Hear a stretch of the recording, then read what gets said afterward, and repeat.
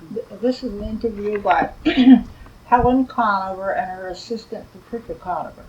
We are speaking with Mrs. Emily Satchelle at her place of employment, the Urban League of Morris County. The Urban League is located at 27 Market Street in Morristown, New Jersey. Today is June the 27th, 1984. I guess we better get started now. May I call you Emily? Please. I always feel that way, that people will recognize what Satchel we're talking about, especially if another family by the name of Satchel moves into Morristown. Mm-hmm. I agree with you. Did I understand you to say you weren't born in Morristown? That's right. Mm-hmm. Uh, But I married into the family who were Morristonians. My mother-in-law came here in 1905, and then her family followed soon after. And she was a member of Bethel AME Church when it was up here on the green, and then they moved it down to Spring Street where it is now, with the church. So all the family were members of Bethel AME Church. So all of the children had Yes. been born here too? Oh yes, they were all born here in That's Morristown. what I was going to ask you Uh-huh. about. And I married into the family. Yeah. Lucky me. Well, I knew Dougie very Mhm. well because he was forever teasing me. Oh, he was a big tease, all right. And occasionally I'd go and play with Alice. Is she still? She's still living in New York. Uh-huh. She's a grandmother now of 4 weeks. Oh, nice. Yeah. Uh-huh. And Leon, the oldest brother, Uh-huh. who came with his mother in 1905, he's still alive, but he's in New York also. There was another brother, wasn't it? Yeah. Now that one I didn't know at all. Oh, yeah, he was the oldest. Did you remember when Mr. Satchel ran a very high-class nightclub called the 2-in-1 up at the top of Spring Street, approximately across the street where lots have the parking lot now? I wasn't here at the time, but I had heard quite a deal about the high class club, we'll call it. Yeah. And people were enjoying it very Mhm. much. Yeah. It was a place where people felt free to come, and they weren't bothered or anything, and enjoyed it. Yeah. And because of the type of person that he was also. Did you know Mrs. Satchel's sister, Mrs. Spears, that lived in the double house next to Union Baptist Church? And the Satchels was on the other side. No, I didn't know her personally because she had died at the time. We got married in 1946. And I only knew her for a few months when she died that year. And was buried in January 47. So I did not know her personally, but I know Lyman and the all the children. Oh, you knew Lyman? I know that. Oh, yes. Yeah. I know that part of the family. Was there only one child, Lyman? No, there was a brother. Julius? Exactly. Right, Spears, because he was a well-known baseball star here. The first black, really, here at the high school. And then Snoopy, my husband-in-law, then followed soon after him in the athletic field, which I understand the Daily Record had written up accounts on them. But of course, that was all before I came here, but I do know about it. Well, that house that sat next to the house was finally moved to the historical Spiegel Village. Yes. After much controversy, wasn't it? I don't know about the controversy about it, but it was moved and is in the historical village now. I think his father bought it in 1925, somewhere in the middle 20s. Yeah. He had bought the house. Had been in their name up until that point where the historical village wanted it. Not right. Not actually. Something. You must have had a very interesting job. You worked for Urban League so many, many years. Tell me about the highlights of your job or your work. Well, I never think about the years until somebody mentions them because they really were quite enjoyable. And as you know, we work with people on a one-to-one basis, which means each day brings something new when you talk to people. Our program at the Urban League entails education, employment, vocational guidance, housing, and community services. And we were the first black professional agency here in Morristown. We started in 1948, and we became a source for black people to be educated in the fact that when they need services, they can come to us and we will refer them to other agencies, hospitals, etc. But of course now we know we can go anywhere at any time, but the Urban League is still used for that purpose. And so that is the greatest highlight, is having people come into the office and know that they can be treated with dignity. There was a time when they weren't, and we had a time about that, people coming into the office and feeling, well, here's just another person sitting here. I wonder what kind of treatment am I going to get? And that was a terrible thing. And so for an icebreaker, we would just use the weather or your children, so forth and so on, so they would know that they would get the kind of treatment that they should have coming into our office.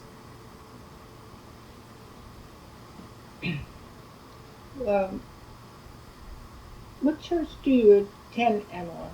I don't attend any. I am an Episcopalian, but I often went with my mother-in-law to the Bethel Emmy Church, and I feel a part of them because of my my husband's family, and I contribute and do what I can. But as to go to church per se, I don't. I walk with God every day, but I feel that way, and our work has taught me much in how to treat people and how to understand. And I think I've learned more that way, although you do in church too. I'm not saying that.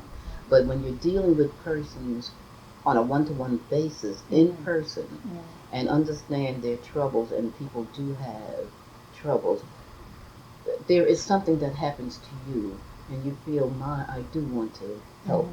You make no promises, but you do the very best that you can. No, you don't have to go to church to.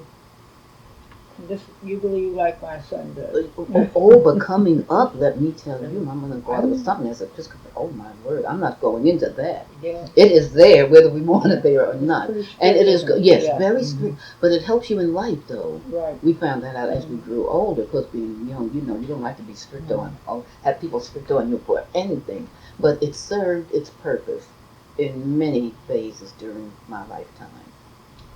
And I'm thankful for that. I find that some of the people belong to some very interesting clubs and boards. Do you belong to any clubs and boards? No, I'm not now. I've taken, since my husband died, different look at life, and I have weeded out some things so that young people, I feel, can come in and take a hold. I still belong to the Happy Hour Art Circle, who was one of the most vibrant clubs, I understand, since World War I in 1914, where they gave plays, teas, bake sales, and all for our black soldiers, where they were part of the Red Cross and part of Morristown Memorial Hospital. And that was also true of the Royalty Social Club. Those are the older clubs here in town. And my mother-in-law belonged to the Ladies Independence Circle, which still functions. And they, too, did many things in those early years for black people. Very interesting. So I keep in touch. Yeah. I am not a part of that way, but I keep my fingers on the pulse of everything, yes. You went right along and just, you know what I mean.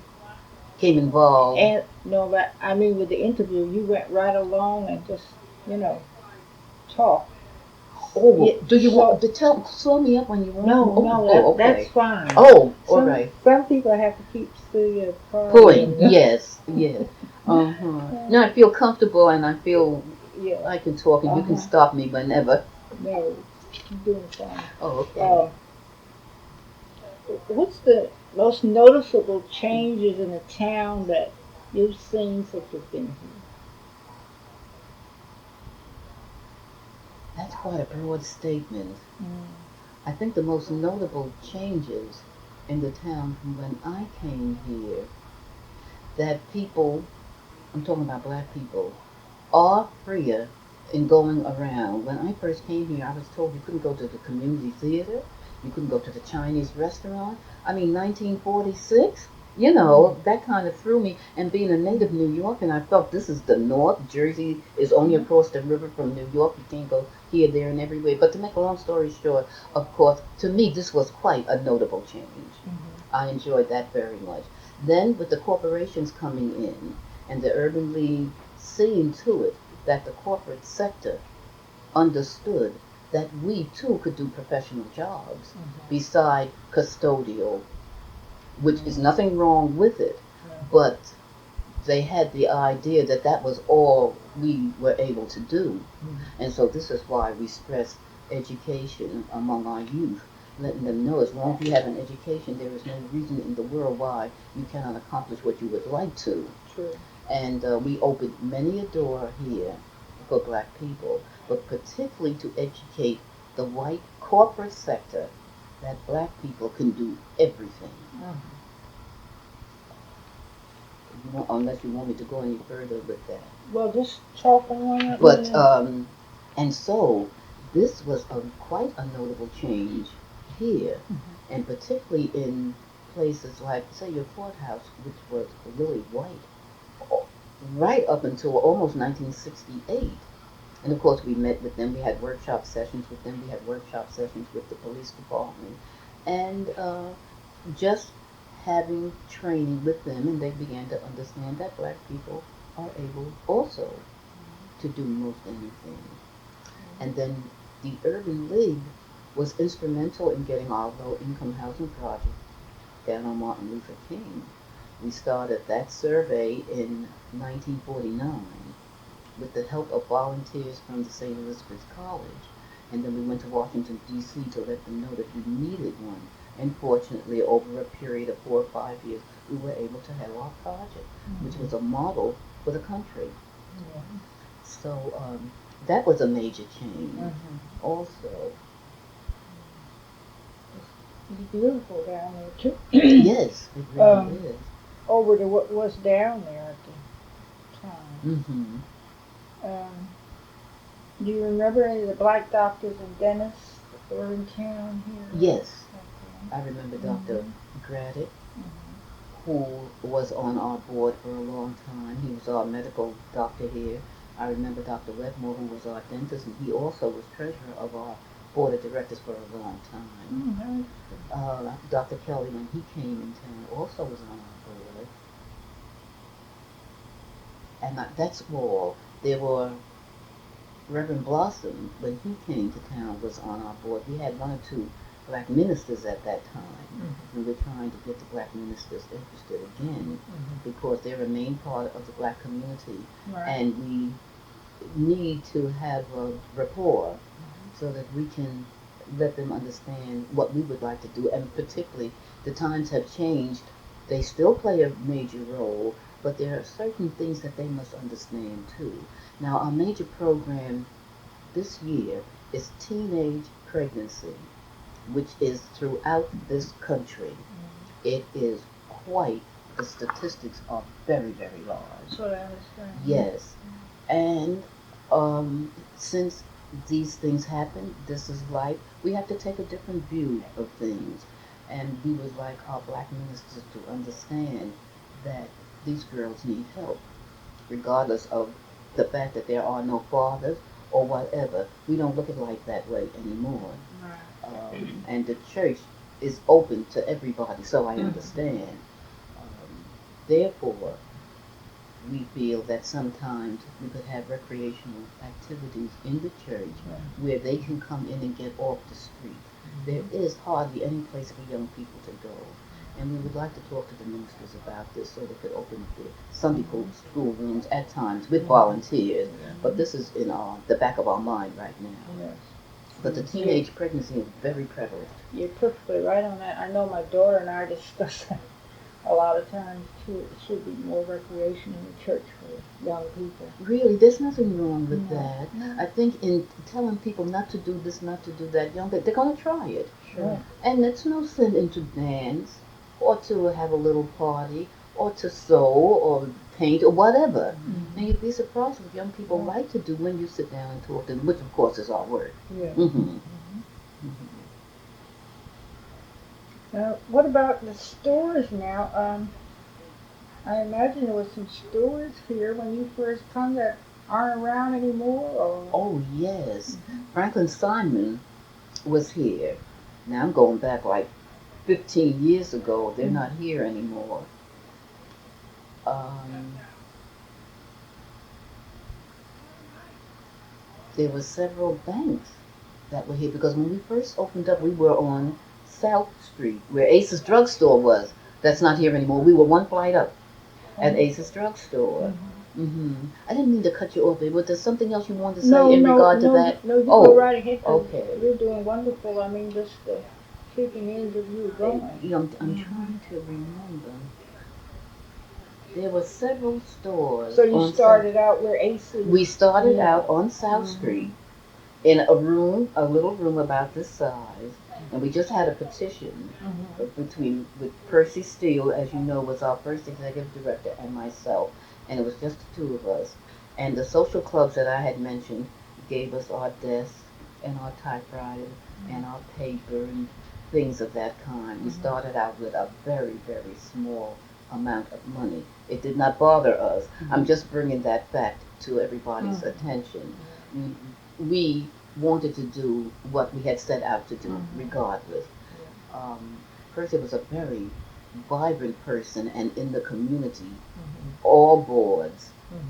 And there were times when he would hop on the fire engine when there was a fire and just go along with the firemen whether they liked him or not. Oh boy. And then he drove for the Red Cross I Bank. Then after we left Ace's drugstore, we went to the Red Cross building and we were there a couple of years. Of course, we have always been an affiliate of a member of the United Way. This is where we get our funds from. However, we do have a membership drive in the community and we have a corporate membership drive. They supplement the funds that we need. And we stayed at the Red Cross building for a while. Then we went to the record building. Then Speedwell Avenue, where we stayed 13 years. Schuyler Place, 10, and then 27 Market Street, 10. So I think that's about that. I don't know, I'm losing track of time. But anyway, that's how we moved around. Mhm. We opened our branch office in 1967, I believe it was. We wanted to be in the heart of the community. When our people need, they need now. Transportation is very bad. If a person has to walk 2 or 3 blocks, they lose whatever they needed at that moment. And we understand this. We wanted to be there. So we opened up our branch office. And the kids, the mothers, everybody came in and out and was served. Julia Kersey was there at the time, Jane Edwards, and we had 2 or 3 other staff members.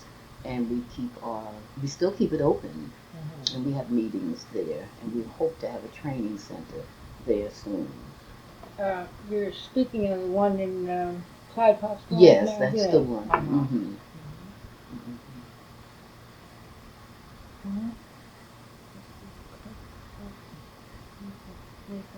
Is there anything else you would like to add to this interview? Let me see. I don't think so.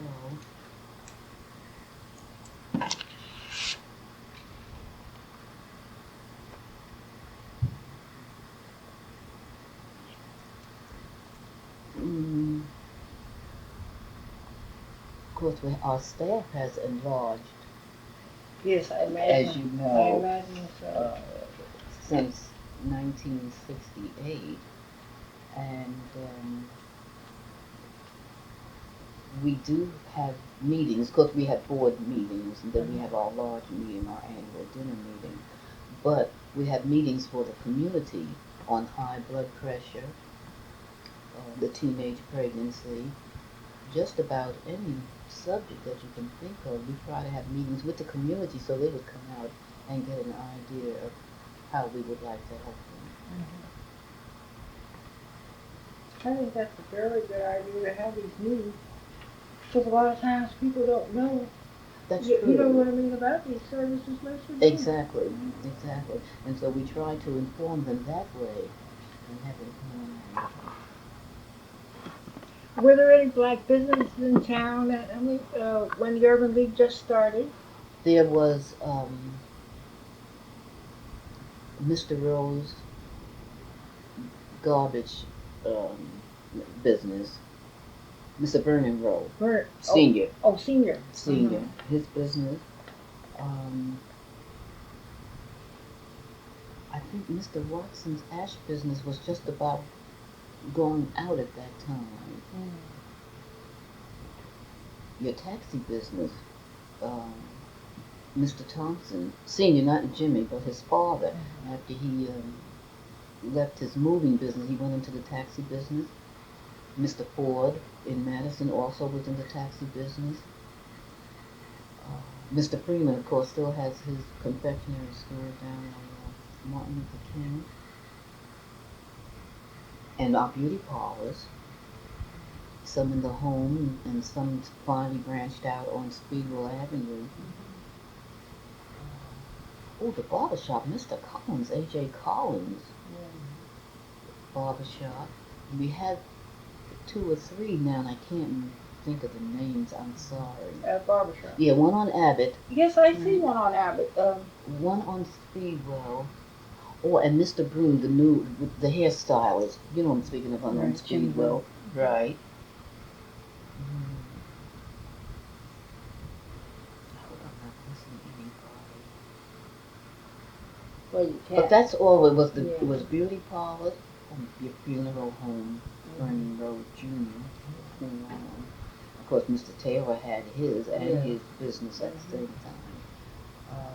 And then Taylor had the Gulf on Route 10, the Gulf Gas. So you remember on that corner, right? Because he only sold it a couple of years ago. Oh, was it Hanover? Right over. Yeah. You know, you go down by Clara's. Yeah, right. There was they owned their Gulf station.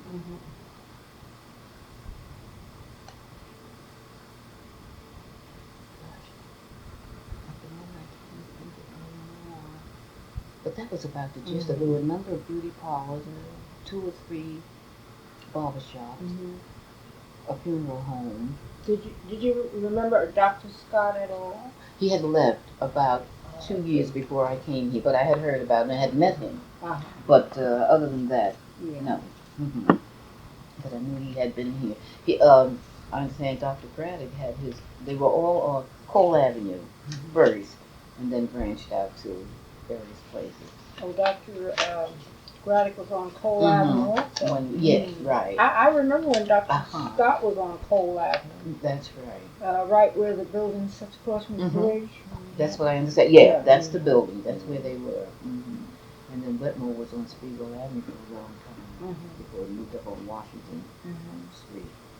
Is the I think it's the Undertaker parlor there now, where Dr. Wetmore had his home. Am I right? Yes. Tartaglia. That's the one. And Tartaglia's next to him. The people who took his home were real estate lawyers. I'm sorry, lawyers, and that's right. Who bought his home? Oh, you remember we had Charlie Smith was our lawyer at the time I came. He was the only black lawyer we had at the time I came here. Remember Charles Smith? I don't remember. Married Evelyn Hill. They lived on. They were an old family here too. They belonged to the Tanners, that branch of the family.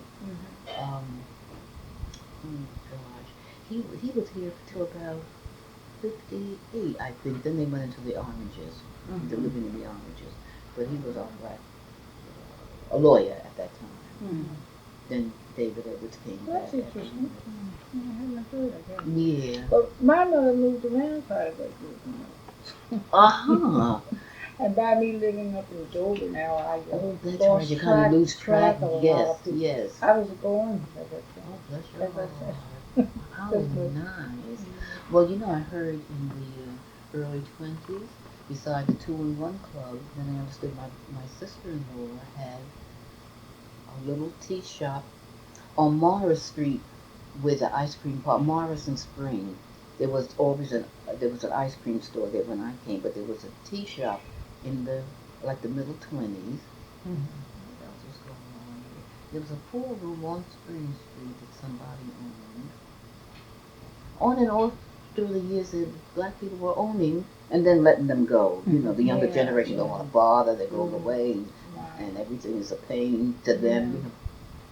So they lost. Doing this kind of work to find out quite a few things you never knew before. I bet. Businesses I never knew existed. Mm-hmm. The paint store on Market Street here down there somewhere. No, way, that I way didn't back. know. I That's didn't either. wonderful. Yeah. I remember when there was black doctors way back. Yeah. See, my mother remembered them. Dr. Stansfield. There was a Dr. Williams And my Dr. mother-in-law told me about for the children when they were born. I just remembered that. Dr. Williams was black, that's right. Her mother was a midwife. Yeah. They were the Brights at that time, the Bright family. Yeah. A bunch of them here. Right. Yeah, the Brights.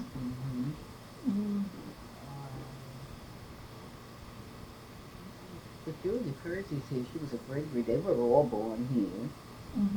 I'd like to interview her also. I mean, would you like to? When we call her out here? I don't know if you can do Yeah, it well, now because it's 5 o'clock. But if you can set up at what time you got? 20 minutes past. 20 to 5? Oh, yeah. Let me call. I'll get her name and address.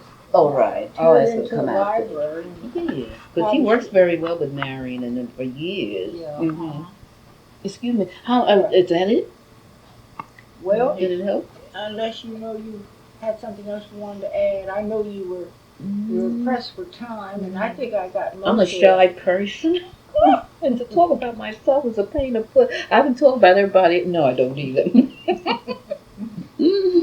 But I covered all the notes that I wanted to. Right. It doesn't. chat. It's really not important how long these interviews are, but Oh, you know what I mean? but it's what you have to contribute to it, yeah. right? I think it's I been think very that's interesting. about it. I hope so. I do. It was a joy having doing it though. I'm glad you hope so. Oh, I did. Well, a Good lot seeing of people say after we get this, "Oh, I didn't know it was like this," and then they want to talk on and on and on and on. And you guys shut them up. But you made it nice, and then you had a setup, which makes I it think much nicer. Hi, how are you? Babe, come here. I'm talking about you. What? Yes. We might want to interview you sometime, babe. Because I gave all that I'm going You to got it give off this now? evening. Not now, but sometime. Sure. Well, let's go. Just 1 minute. Stay right there. This concludes our interview at this time.